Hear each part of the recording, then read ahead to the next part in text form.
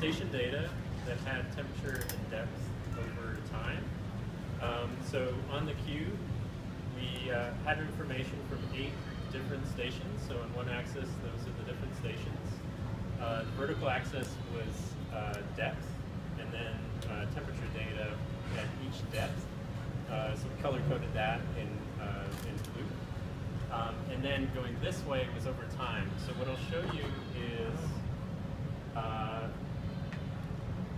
the 8 stations just at one point in time to begin with, just so you can see how this is set up. So this is looking at 8 different stations, so 8 across.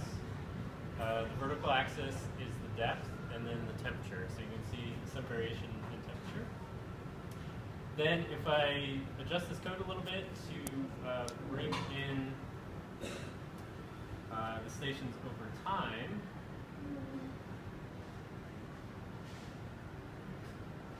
you can see this build out across several months. So if we look at it from the side, presumably this darker region there is the winter months where it becomes colder on the surface. We had some gaps in the data, so there's one station that's like in our data set, but there's no temperature information for that.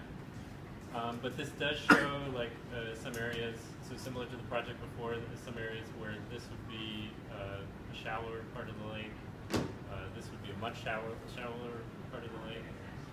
And our data person, Matt, who munched all this data yesterday, he's not here today, but Prasoon was guessing that these are the stations arranged north to south. I think that's what he said yesterday. I think I heard him say that. Yeah, so makes sense if it's so that's conveyed in some respect in this as well. And the idea going forward is we have a time series that's beyond 8 segments, so you can have this kind of roll through time. So have it. What's the time resolution? How often do we get? So right now it's like 8 months from April to November. So you are seeing 8 months of data in here, and therefore That, of the raw data feed that we have, how often do we get it? so like we get like readings for like 8 months from April to November, and then we have data from like way back 2006 to like. every 2 weeks no, or so. that's what I'm wondering is how often we get we only get monthly data, so we don't really have a real time feed. No. I actually thought it was bi-weekly, yeah. And that's like citizen reported, or somebody goes out and measures it? Is there any way to get more? There's stations, right? Yeah. Yeah, so we have a monitoring crew with Vermont and New York, and they each go out, they rotate around the lake and try to hit, between the two of them, they try to hit all 15 sites on the lake every 10, 15 days. And they're physically sampling? With the Yeah. sun. From within 2 weeks or so after ice out usually until the end of October, maybe early November.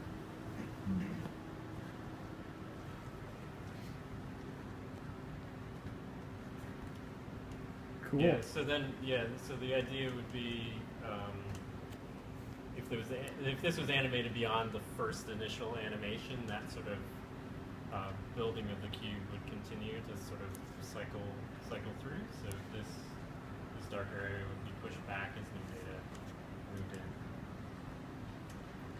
In the back end of this, so we converted the data to JSON. We're loading that into processing, and the initial idea was that these cubes could grab that JSON data off of a web server and visualize them that way.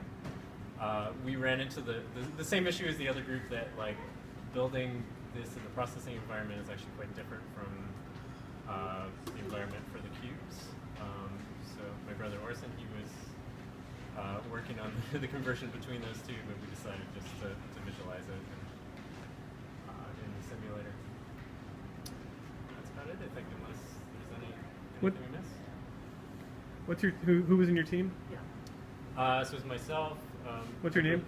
Hans. Hans. Bradford. Yep.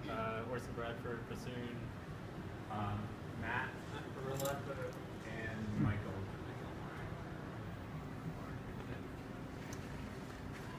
Pretty cool. That's it. Very cool. All right. Thank you.